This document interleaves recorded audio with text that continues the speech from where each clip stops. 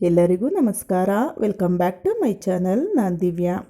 ಇವತ್ತಿನ ವಿಡಿಯೋದಲ್ಲಿ ಸಿಂಪಲ್ಲಾಗಿ ಹಾಗೆ ಸಖತ್ ಟೇಸ್ಟಿಯಾಗಿ ಮದುವೆ ಮನೆ ಸ್ಟೈಲಲ್ಲಿ ಹಾಲು ಖೀರನ್ನ ಹೇಗೆ ಮಾಡೋದು ಅಂತ ತೋರಿಸ್ಕೊಡ್ತಾ ಇದ್ದೀನಿ. ಸೇಮ್ ಮದುವೆ ಮನೆ ಸ್ಟೈಲಲ್ಲಿ ಹೇಗಿರುತ್ತೋ ಹಾಲು ಖೀರು ಹಾಗೆ ಉದುದ್ರಾಗಿ ಸಖತ್ ಟೇಸ್ಟಿಯಾಗಿರುತ್ತೆ. ಇವಾಗ ಒಂದು ಬಾಣಲಿನ ಬಿಸಿಗಿಟ್ಕೊಂಡು ಅದಕ್ಕೆ ದೊಡ್ಡ ಸ್ಪೂನಲ್ಲಿ 1 ಟೇಬಲ್ ಸ್ಪೂನಷ್ಟು ತುಪ್ಪ ಹಾಕ್ಕೊಂಡಿದ್ದೀನಿ. ನಾನು ಇಲ್ಲಿ ಸ್ವಲ್ಪ ಮಾತ್ರನೇ ಮಾಡ್ತಿದ್ದೀನಿ ದೇವರ ನೈವೇದ್ಯಕ್ಕೆ. ನಿಮಗೆ ಕ್ವಾಂಟಿಟಿ ನೋಡಿಕೊಂಡು ಹಾಕ್ಕೊಳ್ಳಿ. 1 ಟೇಬಲ್ ಸ್ಪೂನ್ ತುಪ್ಪ ಹಾಕ್ಕೊಂಡು ಡ್ರೈ ಫ್ರೂಟ್ಸ್ ಹಾಕ್ಕೊಂಡಿದ್ದೀನಿ. ಡ್ರೈ ಫ್ರೂಟ್ಸ್ಗೆ ನಾನು ದ್ರಾಕ್ಷಿ, ಕಪ್ಪು ದ್ರಾಕ್ಷಿ, ಬಾದಾಮಿ, ಗೋಡಂಬಿ ಹಾಕ್ಕೊಂಡಿದ್ದೀನಿ. ಬಾದಾಮಿ ಕೂಡ ಹಾಕ್ಕೊಂಡ್ರೆ ಚೆನ್ನಾಗಿರುತ್ತೆ. ಇಷ್ಟನ್ನು ಗೋಲ್ಡನ್ ಫ್ರೈ ಬರೋವರೆಗೂ ಚೆನ್ನಾಗಿ ಫ್ರೈ ಮಾಡಿಕೊಂಡು ಅದನ್ನೆಲ್ಲ ಒಂದು ಬಟ್ಲಿಗೆ ಎತ್ತಿಟ್ಕೊತಿದ್ದೀನಿ. ಇವಾಗ ಅದೇ ತುಪ್ಪಕ್ಕೆ ಚಿಕ್ಕ ಪ್ಯಾಕೆಟು ಶಾವಿಗೆ ಹಾಕ್ಕೊಂಡಿದ್ದೀನಿ. ನೀವು ಬೇಕಿದ್ರೆ ಕ್ವಾಂಟಿಟಿ ಜಾಸ್ತಿ ಮಾಡ್ಕೊಬೋದು. ನಾನು ಇಲ್ಲಿ ದೇವರ ನೈವೇದ್ಯಕ್ಕೆ ಮಾಡೋದ್ರಿಂದ ಸ್ವಲ್ಪ ಮಾತ್ರನೇ ಹಾಕ್ಕೊತಿದ್ದೀನಿ. ಶಾವಿಗೆನ ಚೆನ್ನಾಗಿ ತುಪ್ಪದಲ್ಲಿ ಕಮ್ಮಿ ಫ್ಲೇಮಲ್ಲಿ ಉರಿನ ಇಟ್ಕೊಂಡು ಈ ಥರ ಗೋಲ್ಡನ್ ಫ್ರೈ ಬರೋವರೆಗೂ ಹುರ್ಕೊಬೇಕು. ಈ ಥರ ಗೋಲ್ಡನ್ ಫ್ರೈ ಬರೋವರೆಗೂ ಹುರ್ಕೊಳ್ಳೋದ್ರಿಂದ ಹಾಲು ಖೀರು ತುಂಬ ಉದುದ್ರಾಗಿ ಬರುತ್ತೆ. ಯಾವುದೇ ಥರ ಅಂಟಂಟಾಗೋದಾಗಲಿ ಆಗೋದಿಲ್ಲ, ಪರ್ಫೆಕ್ಟಾಗಿ ಬರುತ್ತೆ. ನಾನು ಹೇಳ್ಕೊಟ್ಟ ರೀತಿಲಿ ಕರೆಕ್ಟ್ ಮೆಜರ್ಮೆಂಟಲ್ಲಿ ಒಂದು ಸಲ ಮಾಡಿ ಟ್ರೈ ಮಾಡಿ ನೋಡಿ. ಪರ್ಫೆಕ್ಟಾಗಿ ಮದುವೆ ಮನೆಯಲ್ಲೆಲ್ಲ ಹಾಕ್ತಾರಲ್ಲ ಹಾಲು ಖೀರು ಆ ಥರನೇ ಉದುದ್ರಾಗಿ ಮೀಡಿಯಮ್ ಸ್ವೀಟಲ್ಲಿ ಪರ್ಫೆಕ್ಟಾಗಿ ಬಂದಿರುತ್ತೆ.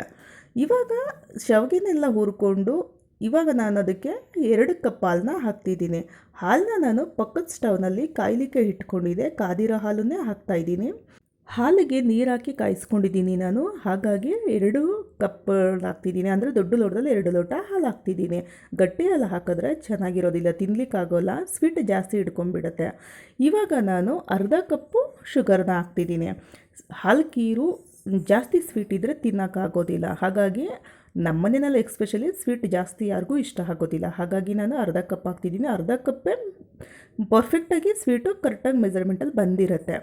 ಓಕೆನಾ. ಅರ್ಧ ಕಪ್ಪು ಸಕ್ಕರೆ ಹಾಕ್ಕೊಂಡು ನೀಟಾಗಿ ಮಿಕ್ಸ್ ಮಾಡಿಕೊಂಡು ಇವಾಗ ಒಂದು 3 ಏಲಕ್ಕಿನ ಸಿಪ್ಪೆ ಸಮೇತ ಕುಟ್ಟಿ ಹಾಕ್ಕೋತಿದ್ದೀನಿ ನಾನು. ನೀವು ಬೇಕಿದ್ದರೆ ಏಲಕ್ಕಿ ಪೌಡ್ರ್ ಇದ್ರೂ ಹಾಕ್ಬೋದು, ಸಿಪ್ಪೆ ತೆಗೆದು ಬೇಕಿದ್ರೂ ಹಾಕ್ಬೋದು, ಅದರಲ್ಲೆಲ್ಲ ಏನಿಲ್ಲ. ನಾನು ಸಿಪ್ಪೆ ಸಮೇತ ಹಾಕ್ಕೋತಿದ್ದೀನಿ. ಇವಾಗ ಒಂದು ಚಿಕ್ಕ ಪ್ಯಾಕೆಟು ಅಂಗಡಿನಲ್ಲೆಲ್ಲ 5 ರೂಪಾಯಿದು ಬಾದಾಮ್ ಪೌಡ್ರ್ ಬರುತ್ತಲ್ಲ ಆ ಥರ 5 ರೂಪಾಯಿದು 1 ಪ್ಯಾಕೆಟ್ ಹಾಕ್ಕೊಂಡ್ರೆ ಸಾಕು. ನಾವು ಒಂದು ಚಿಕ್ಕ ಶಾವಿಗೆ ಪ್ಯಾಕೆಟ್ಗೆ. ನೀವೆಲ್ಲ ಜಾಸ್ತಿ ಕ್ವಾಂಟಿಟಿನಲ್ಲಿ ಮಾಡೋದಾದರೆ 10 ರೂಪಾಯಿದು ದೊಡ್ಡದು ಹಾಕ್ಕೊಳ್ಳಿ. ಇವಾಗ ಸ್ವಲ್ಪ ಬಾದಾಮ್ ಪೌಡ್ರನ್ನ ಹಾಕ್ಕೋಬೇಕು. ನೀಟಾಗಿ ಕುದಿಸ್ಬೇಕು.